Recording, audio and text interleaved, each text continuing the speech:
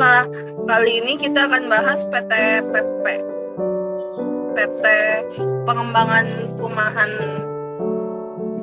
Yang ini tuh PT BUMN. Oh, PT BUMN.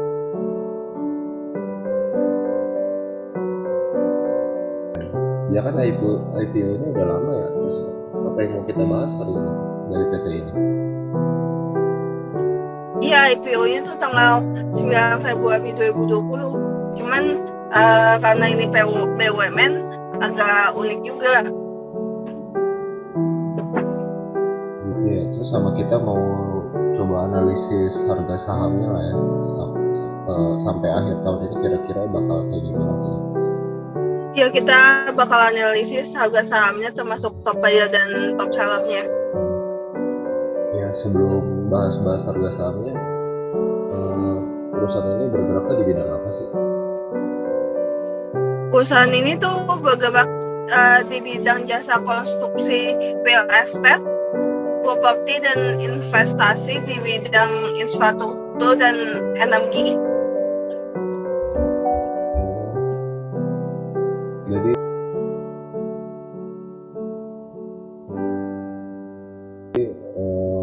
lebih ke pembangunan ya, developer juga bidang Iya, apa? lebih ke pembangunan. Jadi kayak contoh proyek terakhirnya aja tuh pembangunan gedung keuangan negara di Papua.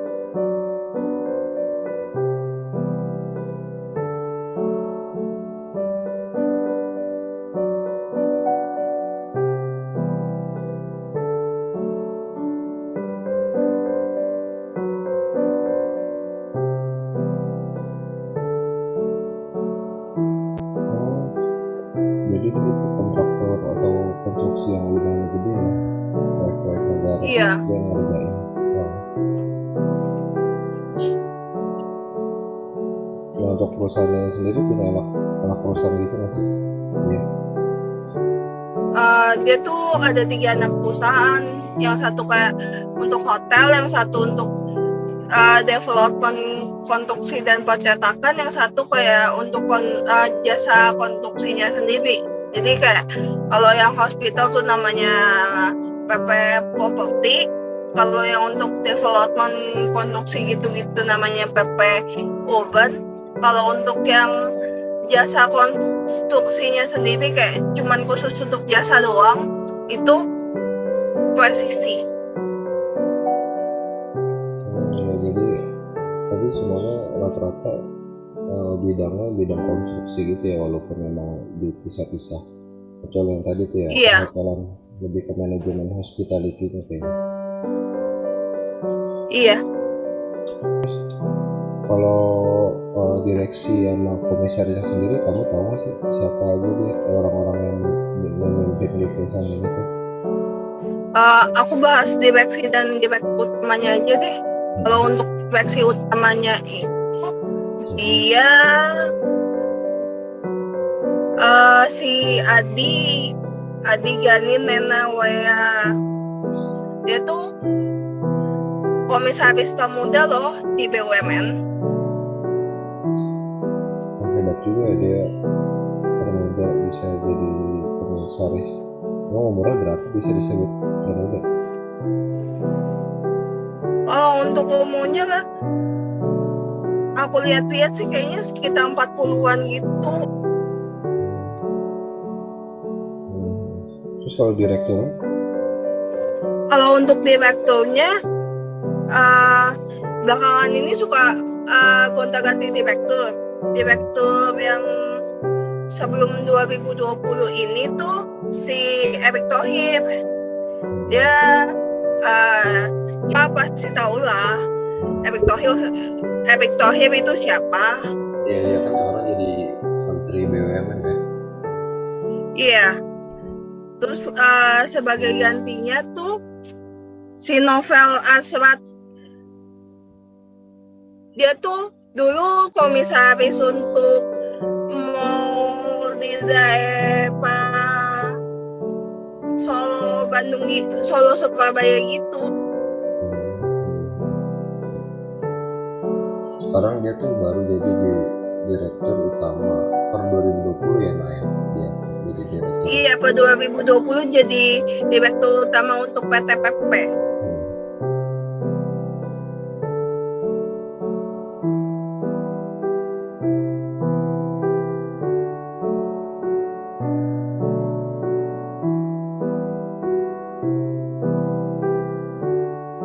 Untuk pemegang sahamnya ini dia punya pemerintah Indonesia itu sekitar 51% dan punya publik itu 48,85%, dan ada sebagian saham yang dibagiin ke karyawan-karyawannya itu 0,03%. Jadi ada metode mesoknya sendiri ya?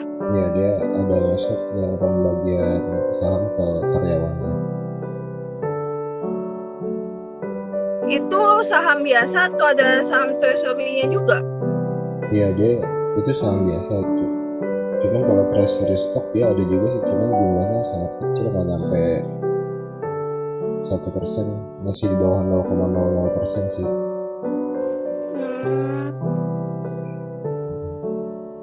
Nah ini aku lihat juga nih PT ini per 30 November pas data aku tarik tuh sekarang harga sahamnya 1.130 rupiah per lembarnya. Padahal dulu pas IPO itu dia di 9 Februari 2010 itu harganya 560 per lembarnya. Naik hampir 2 kali lipat ya? Iya, dalam jangka waktu 10 tahun lebih ya, udah 2 kali lipat sih. Ya, kalau kamu nabung saham di 2010 kemarin, uang kamu udah 2 kali lipat tuh sekarang. Iya, lumayan. Untung lumayan juga banyak. Iya, kalau bisa naruh banyak di 2010, sekarang udah 2 kali lipat kalau naruh di saham PTPP ini. Nah cuman memang pas aku cek juga nih, dia tuh sahamnya lagi turun terus.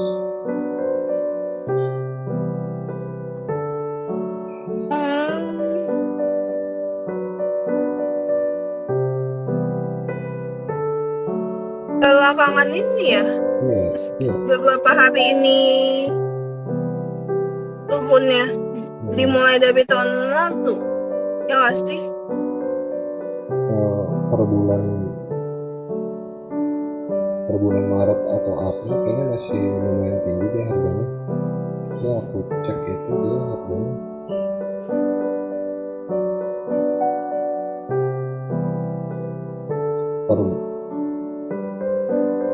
per bulan Februari kemarin tuh masih 2090. Terus dia gede banget. Iya, hampir turunnya hampir jauh juga nih di akhir tahun ini. Tapi kemarin tuh pas puncak-puncaknya pandemi yang di Maret atau Juni Juli itu yang paling turun sih, Maret sampai Juni Juli tuh ada PPKM.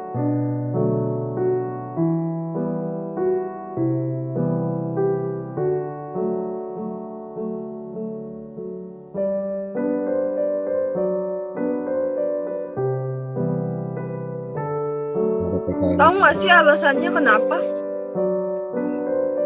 Karena kalau turun kayak gitu mungkin investornya juga butuh tarik uang kalau jadi dia ngejual sahamnya karena butuh cash mungkin.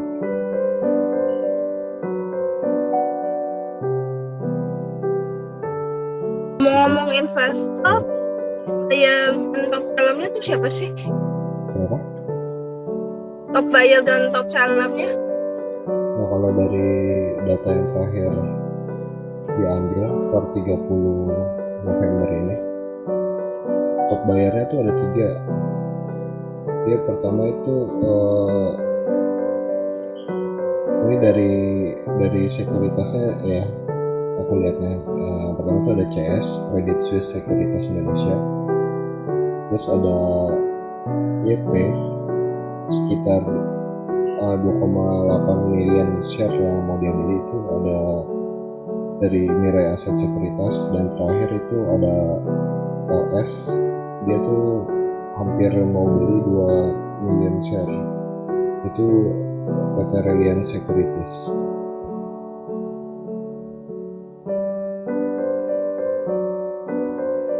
kalau top sellernya nih itu ada kodenya tuh ZP itu, Maybank Securities. Dia tuh lagi mau jual 4,8 million share. Terus ada sekuritas dari PD Premier itu dia mau jual hampir 3 million share juga. Terus yang ketiga itu ada GR dari Panen Sekuritas, itu dia mau jual sekitar 2 million share.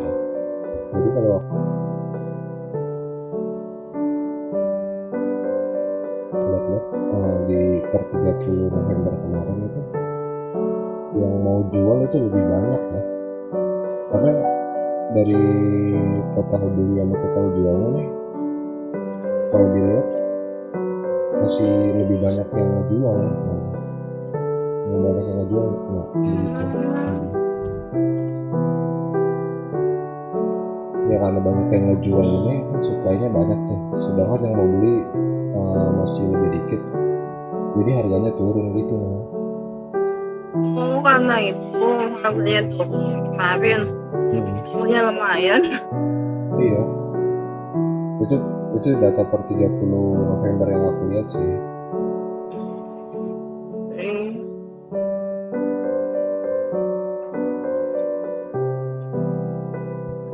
Nah untuk kira-kira per akhir tahun ini kalau dilihat dari lebih banyaknya yang ngejual daripada yang ngebeli, kayaknya harga. Berarti net forward sell bukan? Kalau Iya. misalkan lebih. Iya, ini kalau dilihat dari asing yang mau jual ya, itu lebih banyak yang jual daripada yang beli gitu. Gitu nih.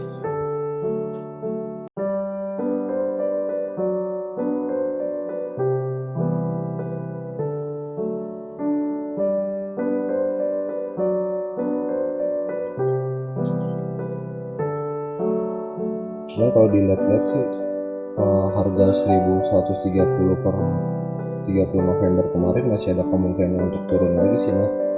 Soalnya kan ini yang jual masih lebih banyak ya daripada yang beli ya. Iya. Jadi kalau untuk sekarang kayaknya saham ini masih belum cocok untuk dibeli deh.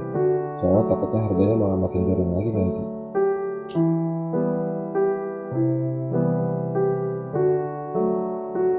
Emang price average-nya berapa sih? Average price-nya? Apa? Average price-nya berapa ya?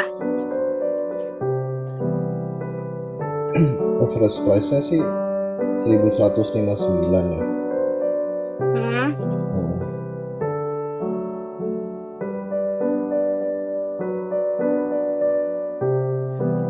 Untuk income statement, revenue tahun 2018 ke tahun 2019 menurun, 2019 ke tahun 2020 juga menurun akibat pandemi, sehingga EBITDA-nya juga menurun dari tahun 2018 2.600, 2020 jadi 1.287,75.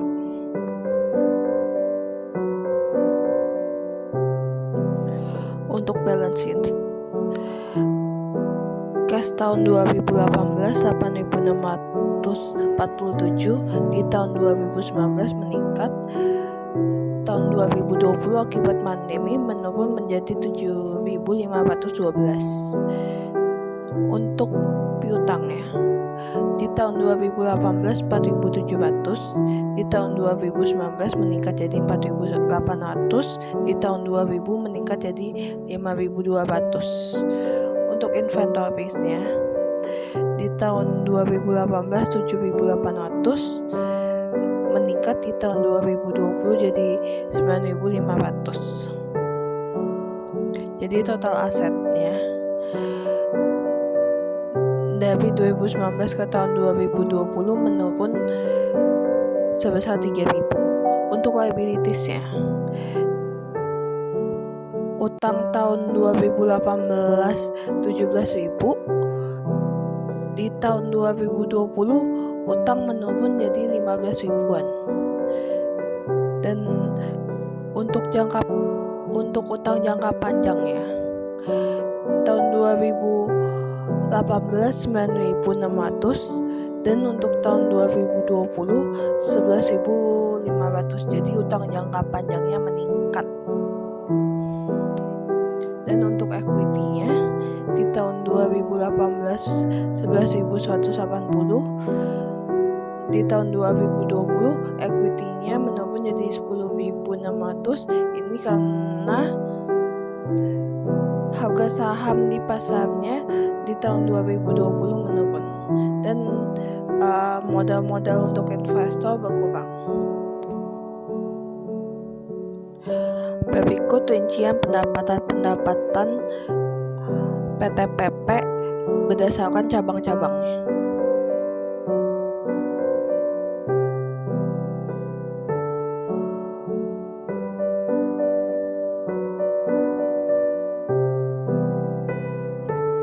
Untuk cash flow-nya di tahun 2018 net income-nya itu 1.500. Di tahun 2020 menurun jauh jadi hanya 128. Jadi untuk cash flow operasinya itu menurun jauh. Sedangkan untuk investasinya itu selalu tetap, yaitu 227. Dan untuk financingnya, dividennya itu meningkat dan cash equity-nya itu menurun menjadi 55.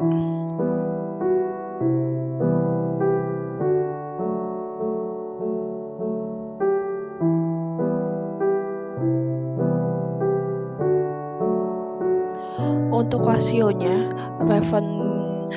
pendapatan di tahun 2018 25.000, di tahun 2020 menurun jadi 15.000. Earning per share-nya, jadi saham yang ada di pasar itu harganya menurun dari yang awalnya 242 per lembar saham. Jadi harga di tahun 2020 harga per sahamnya Rp20. Untuk dividennya, dividen tahun 2018 48, di tahun 2020 dividennya jadi 0. Untuk aset current ratio-nya itu di tahun 2018 1,34, menurun di tahun 2020 jadi 1,21. Untuk price book value-nya itu di tahun 2018 0,69, tahun 2020 jadi 0,73. Price to book value-nya ini meningkat sebesar 0,1 kali lipat. Untuk PER-nya sendiri, price earning ratio-nya itu di tahun 2018 5,16, di tahun 2020 meningkat jadi 60,19. Untuk dividend earning ratio-nya itu di tahun 2018 0,77, di tahun 2020 jadi 1,39. Ini meningkat.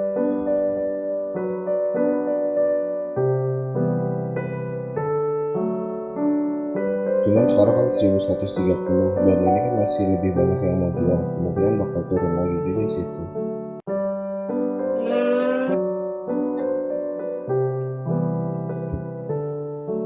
Ya.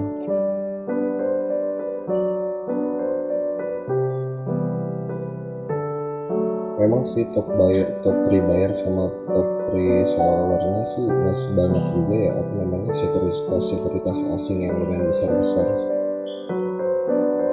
Cuman untuk kalau dilihat per Desember ini masih, kalau mau kamu nyari untung pendek yang sampai Desember kayaknya masih nggak cocok ya untuk saham ini.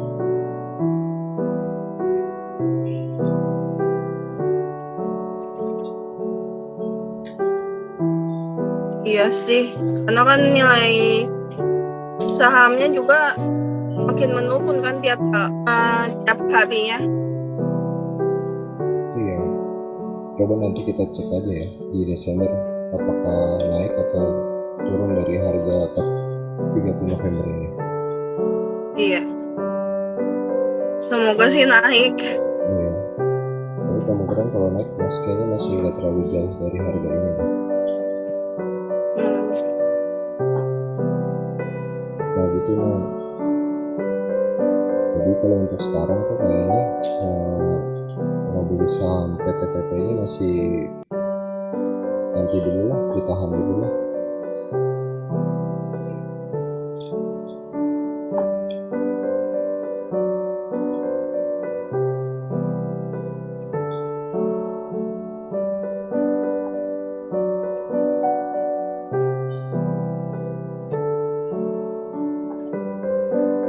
Nah, oke, jadi gimana lagi nih?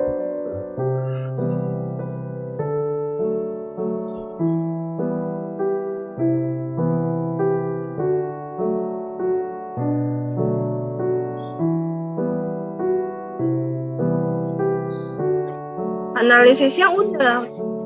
Iya, itu kan tadi sambil ngobrol sambil analisis gitu. Ya udah semua. Iya, iya closing dong. Hmm. Ya udah, jadi gitu lah. Kita ngobrolin saham PTPP hari ini kira-kira kayak gitu deh kalau untuk lihat di Desember nanti. Oke.